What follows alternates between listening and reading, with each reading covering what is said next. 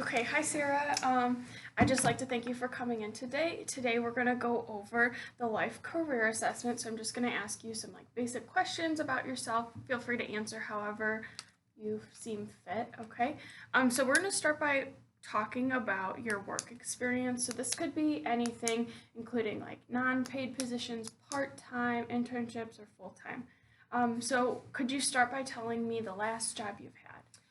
So the last job I had, which was paid job, not counting my current jobs right now, was at Rogers Memorial Hospital. There I was a residential counselor. I think they renamed it to a different term, don't remember. But there I was there as kind of a support team for the counselors and therapists there. And I kind of did the main ADLs for the residents there. I tracked how they're doing, and basically just kind of helping them um, work through whatever problems they needed. They came to us as support. So, because we were there constantly while the therapists and others were not. So, we were their number one person to interact with. Um, in that setting, I generally worked with AOTA clients or Focus, which is trauma informed clients. Um, so, yeah. Okay. What did you like about that setting? I enjoyed the fact that I was in a field of where I wanted to go to in a therapeutic setting. It kind of shaped my of what I am currently in for my education, and then just kind of the people, like getting to know people. Okay. What did you not like about that job? That job, I did not like some workers and some of the positions were ill trained, and that frustrated me. Okay. They weren't doing anything about it, even if I brought it up. And then the lack of flexibility they had when I had to move on to a different schedule system, and they wouldn't allow it. So ultimately, I had to quit. Mm. So I'm hearing that you were frustrated by the lack of flexibility and other people's lack of training. Yeah. Yeah. So we're gonna go through your other work experience in the same process. So maybe the next job that you remember having, like before this one, and what you liked and disliked. All right, so I'm gonna switch it up because I'm gonna talk about a job that I had for a very long time.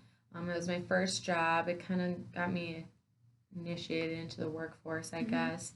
I worked at the Pettit National Ice Center. I worked there for literally like 8 years. It was my first job, and I had it almost until throughout college. It was basic, but it was a job where I started off very small and then I grew. So I started as a basic employee where I just handed out rental skates or I did food concessions. And then I moved up to like working on the ice and making sure the ice was all fresh and zambonied. And then I moved to manager position where I was able to, I worked in the office, I did money transactions, I was technically the boss of the other employees and stuff like that. But it really has shaped me into like working with people and definitely many different types of people. So that was great. What did you like about that? I liked it because, besides the fact that I said it's for me and how, like, it was my first job and how I treat working, like, I'm a very work orientated person. Um, and I think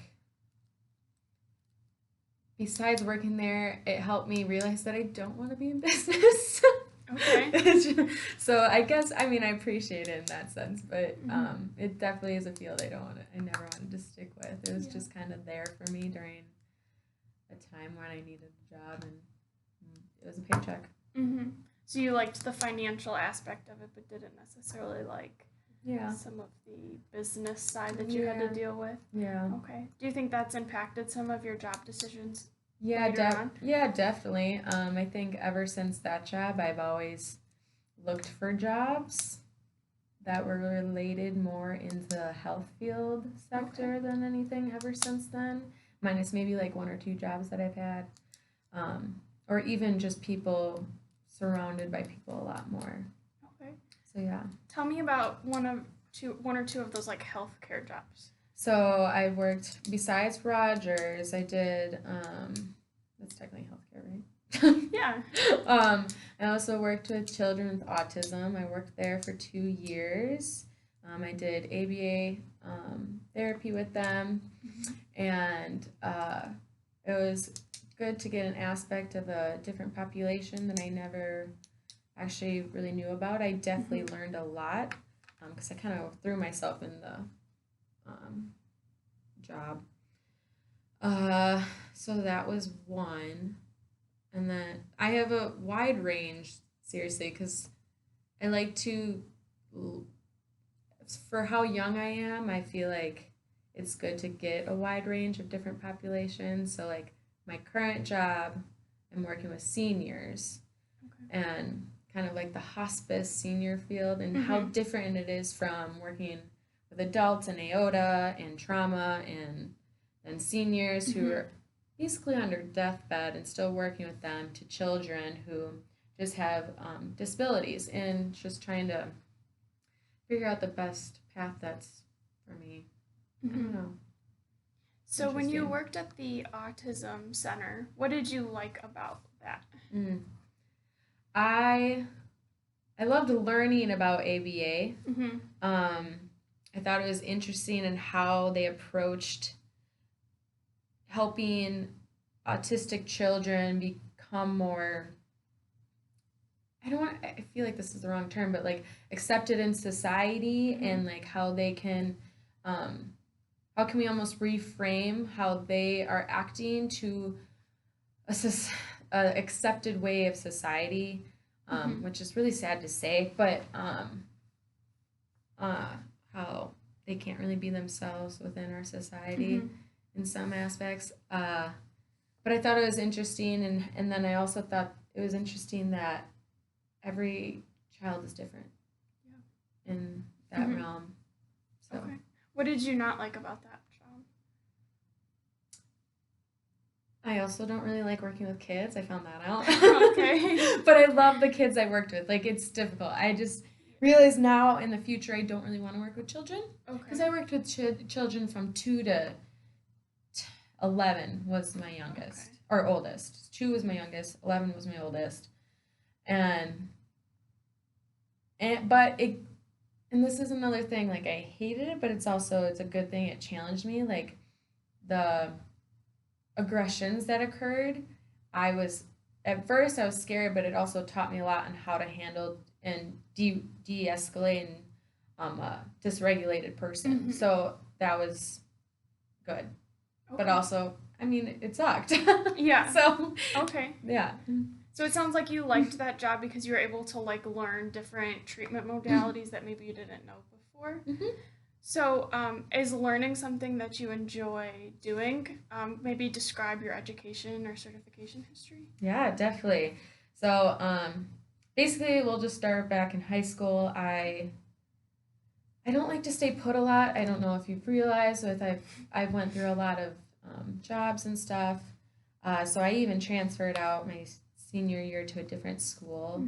But that last school is what kind of brought me into the field I am in now, which is art therapy, because my art teacher was the first one who told me about it.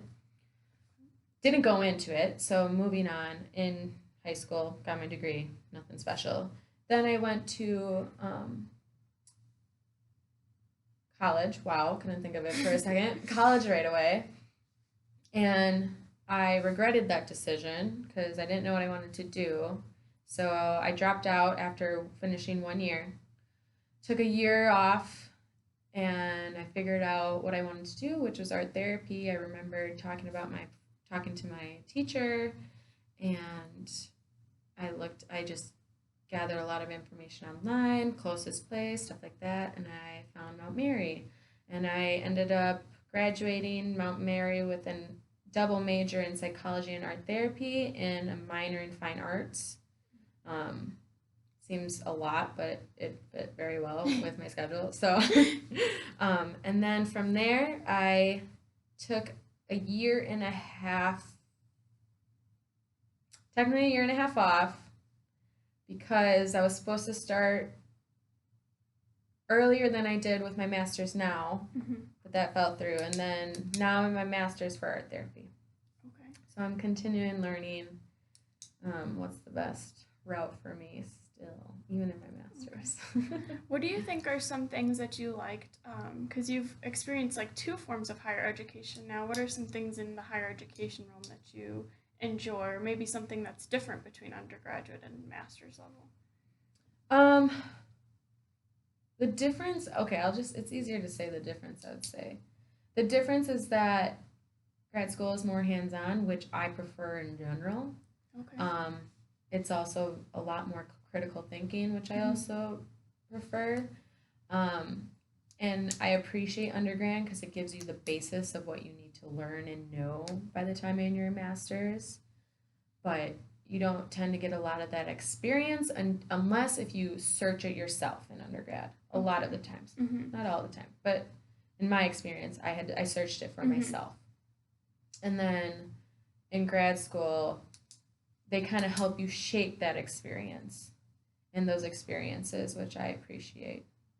Okay. So I'm hearing that like the critical thinking is really important to you, and then the hands-on like interaction. Do you think that translates into the work environment for you? Oh, definitely. Okay. I'm definitely a hands-on person. How people work and like learn technically. I'm definitely a hands-on learner, so people can't just tell me what to do first. Just show me real quick, and then I'll be able to do it. And I'm hands-on. Let me do it real quick, and then I'll remember it forever. Okay.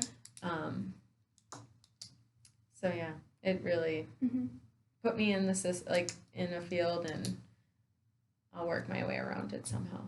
Okay. Trial and error. Okay. Trial and error. That's a great way to like look at something. With trial and error comes like frustration. Are you experiencing any frustrations in your like master's program? Yes. A couple bit. Not so many. But there's definitely some frustration with how some things are set up. But overall, I think it's at least the professors and the directors can be very supportive if you're feeling frustrated. So that's the benefit. What would you say like you're most frustrated about or don't like the most about the program?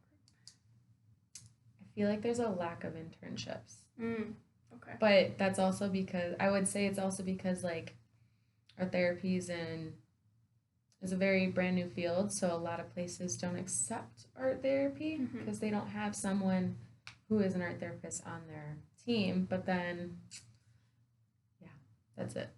Okay. That's what frustrates me. Some more like administrative aspects are frustrating to you. Okay. So I'm gonna shift the conversation a little bit. We've been talking about your education and how your education has maybe impacted some of your work environments, and then some of the jobs you've experienced. We're gonna shift to your recreational life. So this is like leisure, things you do for fun that make you feel good. It could be like considered self-care, or it could be a burden. Either way, it's what you do in your leisure time, so time you're off of work and off of education.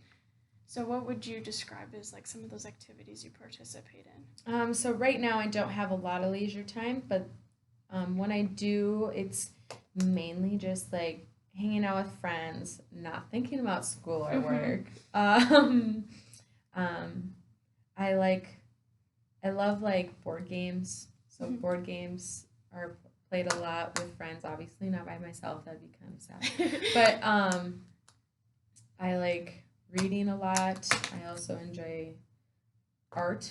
I paint. I exercise a ton because it helps me relieve that frustration. And I like to be outdoors. So do you do this like all with friends? Is social like leisure time a big important? Social leisure time is extremely important to me. I think it's because I can be alone, but I prefer not to be alone. I know there's times when I do need to be alone, which is good that I can Mhm. decipher when that's needed. But I am a very social person in that sense where most of my leisure activities is with someone. Okay. Would you say that that's a positive attribute to your leisure time? Like, do your friends provide positive support? They definitely do. A lot of my friends are kind of in the same similar boat with like masters and like what they're dealing with work situations and stuff. So just having them as a support system really helps. Okay. So you're experiencing some like relatability between your Hmm. friends. Okay. Yeah. How does like your leisure time impact your like work time or your educational Sometimes I go overboard with my leisure time. time? And I don't really put off work. See, that's my problem. I put off school. Okay. um, so I need to learn a balance between that Okay. because I appreciate my leisure time, Yeah. like a lot. Okay. Well, that's a good thing to know about yourself, though. Yeah, Um, it is. would you like to add anything else about leisure? No, just besides that, I really do think it's important, but it's also important to balance it. And I'm struggling with You're that. And I struggling. always have struggled with it, so. Okay. So what does like your typical day look like? Any work or So education? I right now it's very here and there. Okay. But typically like when I have because of COVID, like my jobs are kind of if but typically it's usually like I have a job that is very flexible with my schooling because Mhm. my school is number one, even though I don't sometimes show it as my number one, but it is. So I have jobs that kind of go around my school schedule. So usually it's like work, class, little tiny break, class, and then maybe a job or another job or leisure time. So it breaks up between the days, but it's definitely filled with like work and school. Mhm. I try to keep my weekends open, minus at night when I have to work, but Mhm. usually during the days I like to keep them open. Okay. Would you say that your typical day is more independent or dependent based? Definitely independent. Independent. Independent. I think this is why. Oh, it's kind of going back to leisure. I think this is why I like to be social is because throughout my day I'm usually very independent, don't depend Mhm. on anyone, and I really don't like. I see people, but it's not like my friends that I hang out with. So Okay. it's like that's when I do have free time. I want to be with them. So that going back to that, but definitely independent. I don't really depend on that many people Okay. When is there ever a time during the day or a situation you can think of that you become more dependent? at night. Okay. All right. What about like at work or school? um in school I become I'm not very I need to be more dependable on people in school. It's not hard for me to ask for help. It's really not. I just never want to because I'm like I can do this. Like I Okay. don't know why. Um but it, yeah, if I'm struggling, I guess I would have to do that. Ask more and be more dependent on my professors or even my um, what are school peers. Oh, Okay. okay. Yeah. Okay. And then work. I mean, I'm dependent on my supervisors and Okay. stuff like that. They're always there for support, but I'm only dependent on them as when I need them. Okay. Usually, Yeah. Um, would you say that you're more of a like systematic, very organized person, or do you live your life more spontaneously? definitely live my life more spontaneously. Um, in all aspects, Okay. work, education, school. Wait, that's the same thing. Leisure. Yeah. Okay. What does that like look like, or how does that have an impact on you? Um, I'll bring this up in a little bit, but it looks like very unorganized, but also organized in its own way. At times, sometimes it's worse than the others, but yeah, I don't know what to say there. Okay, so maybe you find like a little bit of structure in your chaos of Yes, spontaneity. I do. Okay. That's a good way of putting it. When do you think there's ever times where you look at certain situations more like organized or systematically? Definitely. I'm definitely more systematic when it comes to my jobs. Okay. I don't know why. I think that might have just been ingrained with me, like since I first started. Like it's a job. Like I need to be more organized with it. But everything else, I would say I'm more even in education. I'm more spontaneous. What would you say about those jobs makes you more structured? You said that like it's like the job itself, but what in the job are you more structured about? I would say like the scheduling and Okay. like when things have to be done, I'm gonna get them done Okay. on that like right at that time, or Okay. you know what I mean. Yeah. So scheduling, and then also like being organized of like how to even like just approach people and stuff like that. Okay. All right. So like deadlines and like communication are more structured and organized in like a work environment, Yeah. but not necessarily in your leisure or educational environment. Mm-hmm. Okay. Would you say that you are like a persistent person, or would you say that like that kind of falls to the wayside in any aspect of your life?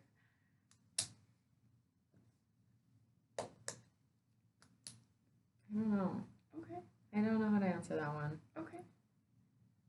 Would you describe yourself as like a dedicated person or somebody that likes to change things up maybe a little bit more?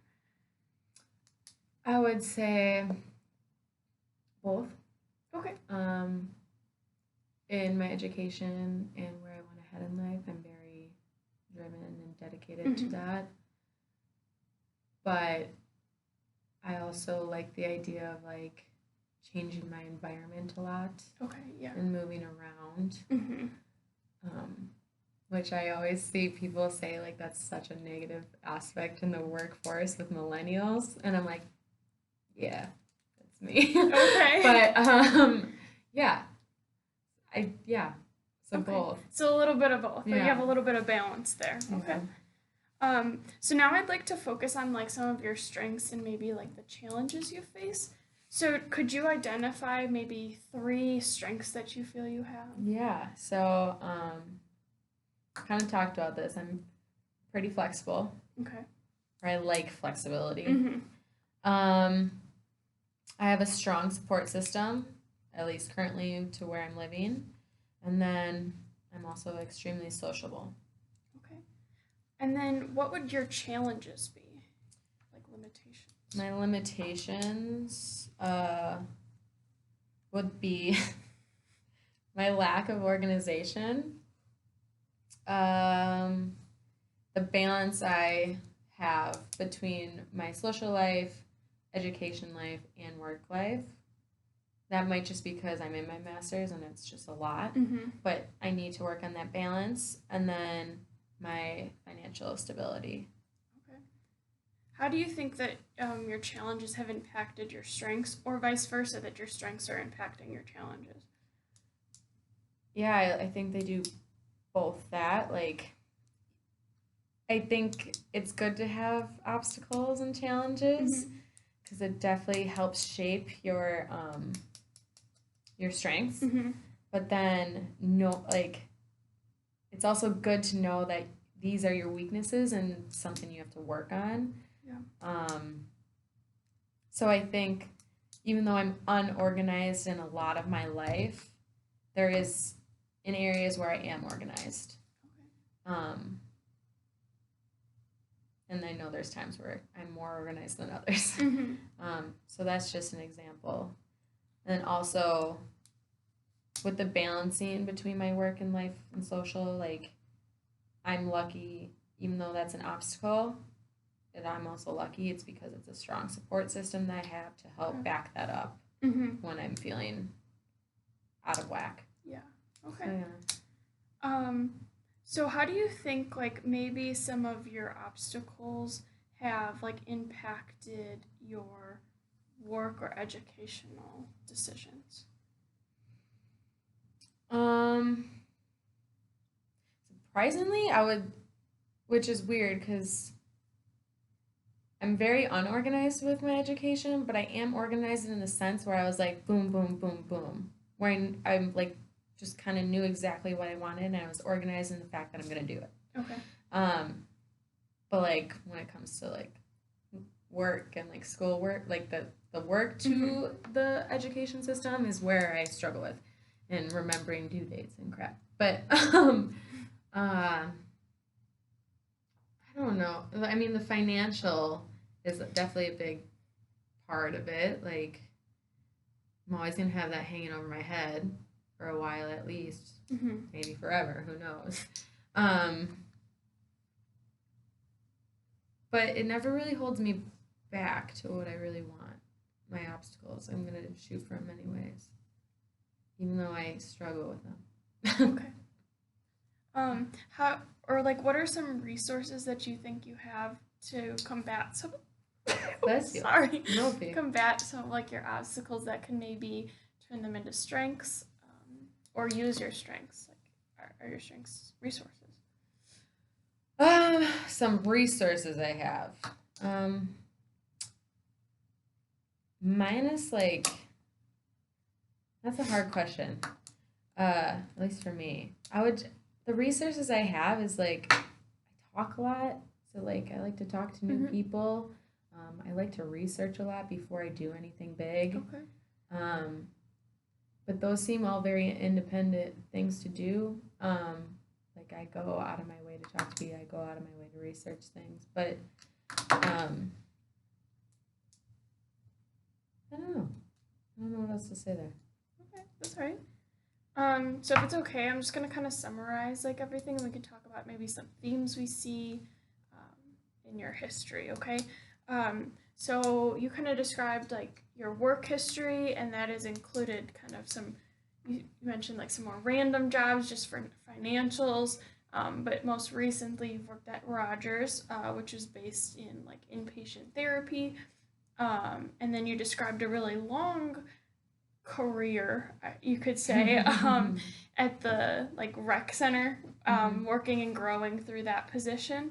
And then you discussed your education and how you've grown in your education, and that you really enjoy the support and critical thinking of your master's program, and didn't necessarily like the independent like exploration that was necessary to get further in your bachelor's. And then you said that you maybe have a difficult time balancing your leisure with your education and your work experience, and that friends are a big part of your social time. And then you told me that you consider yourself to be a more independent person, but are dependent in certain work situations or like in school. And then you said you viewed yourself as a more spontaneous person, but systematic in certain work environments, and that you're looking for maybe a balance there. And then we ended with some strengths and obstacles, and you identified your strengths to be like you're very flexible. You said that you're sociable, and that you have a strong support system. And then you said your obstacles were some financials and your organization, and trying to find that balance between all of the different areas you have to be like available in your life. So do you see any themes in like our conversation that we've had? I guess one theme would just be very motivated into a career path. Okay.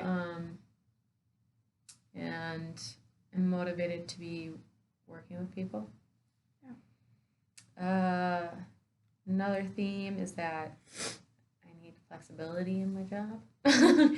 I'd probably say. Um, I would agree. I yeah. think that social aspect is such a strong theme throughout all of your career and education.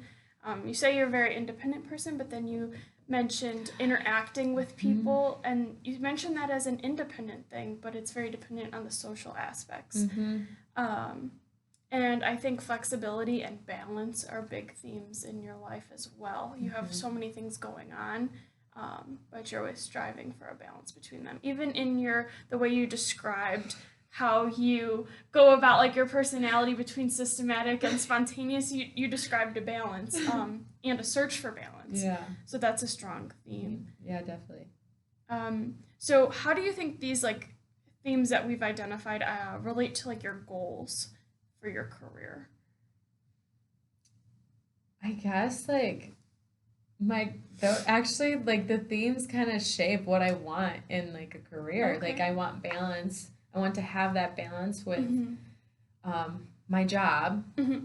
and I want to have balance with my social life, but I also want to have balance for my client in their own social life. Like I think balance is very important in all aspects, and then just in general, like the flexibility of everyone has their ups and downs, and Mm-hmm. it needs to be, I don't know, yeah, flexible. Yeah. So it sounds like your themes are pretty core to your goals. Yeah, Finding basically. like a job that gives you opportunity to be a social person and Mm-hmm. connect.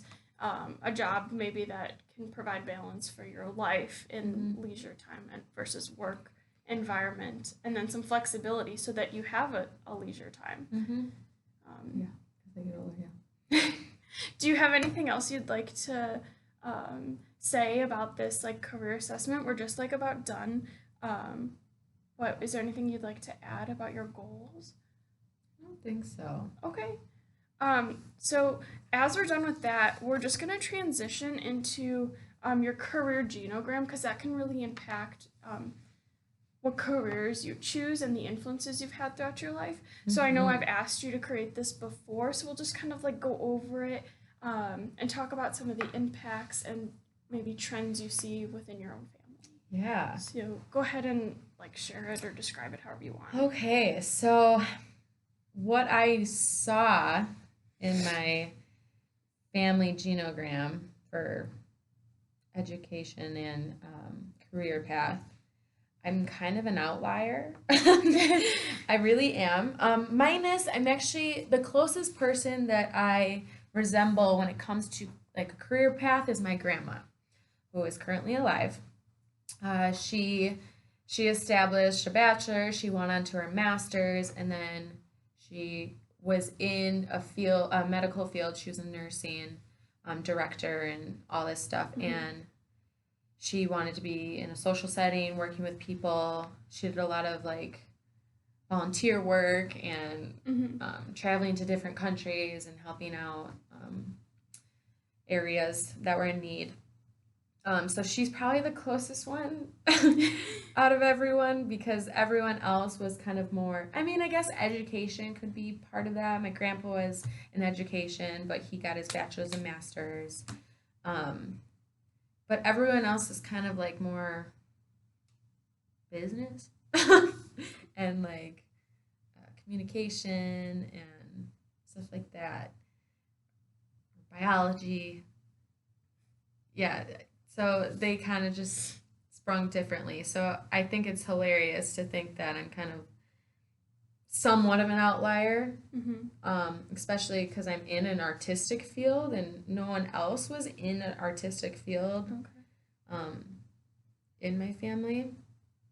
So yeah, um, it was also funny to see how like my mom's side of the family they didn't really do much with education. They stopped at usually after high school or associates, but my mom went on to her master's.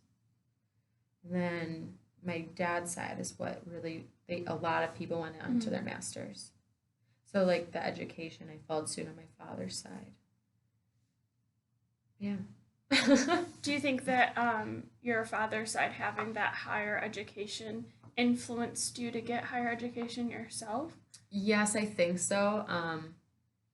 Looking at it, I am the first of my of my grandparents' grandchildren to pursue my master's or even higher Okay. education. I'm also one of the oldest though, so so yeah, I guess they were definitely my grandparents and my parents were really into education, so they Okay. definitely influenced me to keep going Okay. if I wanted. Yeah. They never forced me.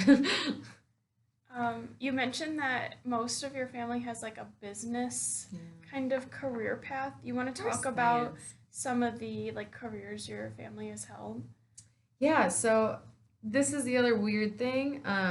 When it comes to my specific like mom and dad, they didn't do anything with their bachelors.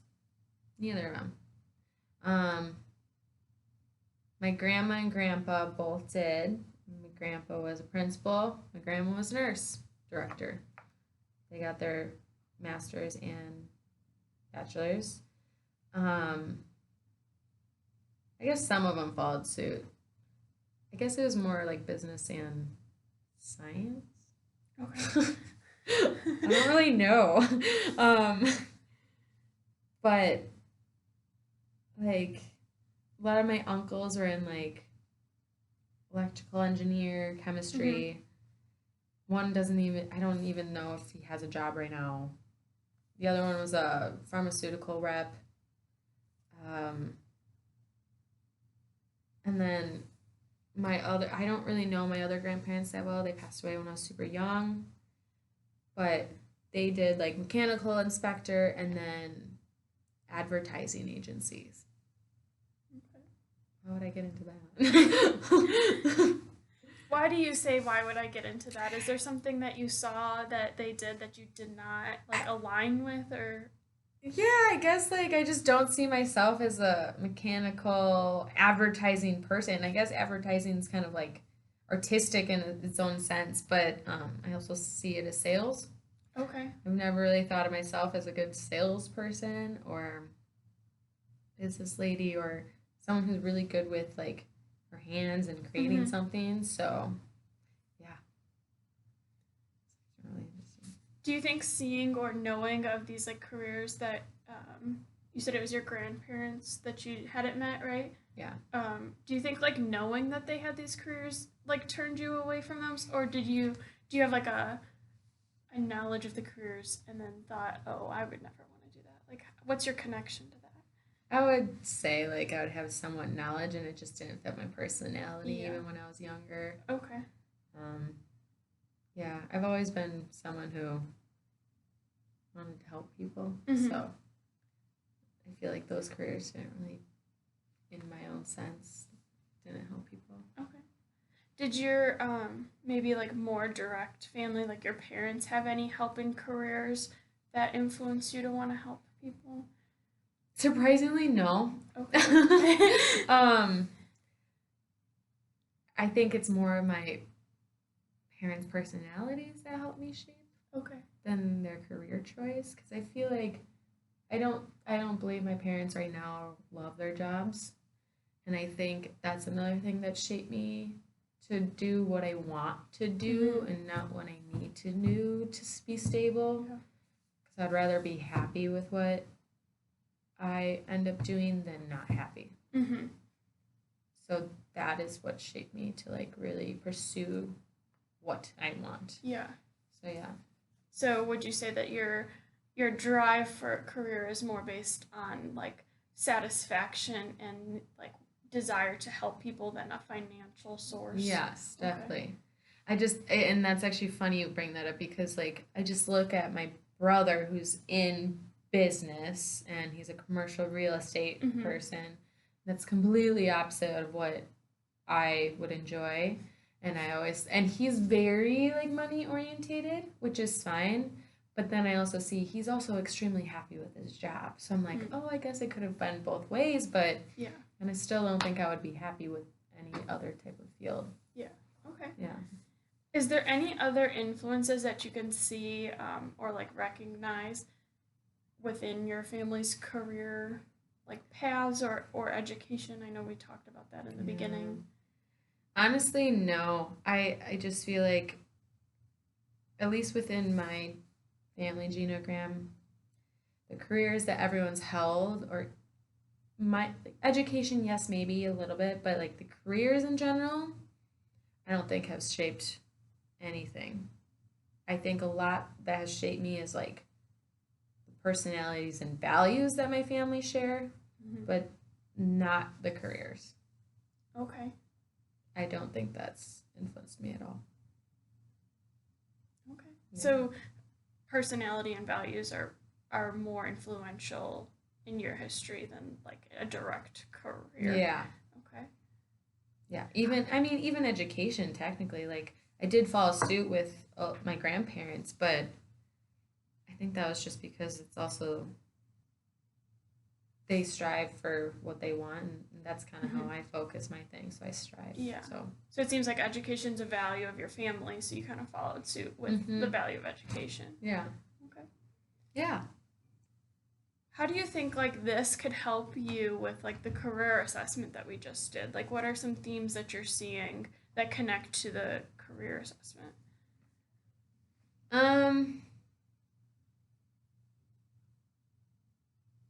That people can be flexible Okay. with. It's kind of sad. I wish they couldn't be flexible. Like, do what you want to do, but I don't know. I guess I don't see many themes that are connected with that, with this, and at least not with me personally. I don't. Unless have you seen any? I think I'm just seeing like the connection, like social connection. You've had like influence based on your values and beliefs, and then flexibility to do what you want to do, and not feeling like you're stuck in a career because your family chose that. Yeah. And then like balance between even like your family members' career choices. It seems like there's a lot of balance there, and balance of support. Yeah, definitely. Okay, I would say that's a good one. That's basically it. Okay. Do you have any like final thoughts before we wrap up about like this experience of doing like the career assessment and then the career genogram? Definitely thought they were both interesting. I think the career assessment helps a lot more than this because everyone's their own person, and I think you do have influence. Like your family does have influence on you, but to a certain extent. Yeah. So yeah, it opens my eyes to and see the themes of like what I'm looking for and my goals in life. So okay. So your personal experience is more influential to you than your family's history. Yeah. Okay. All right. Well, I just wanted to thank you for coming in today to do these 2 assessments with me, and I will see you next time. Thank you. Yep.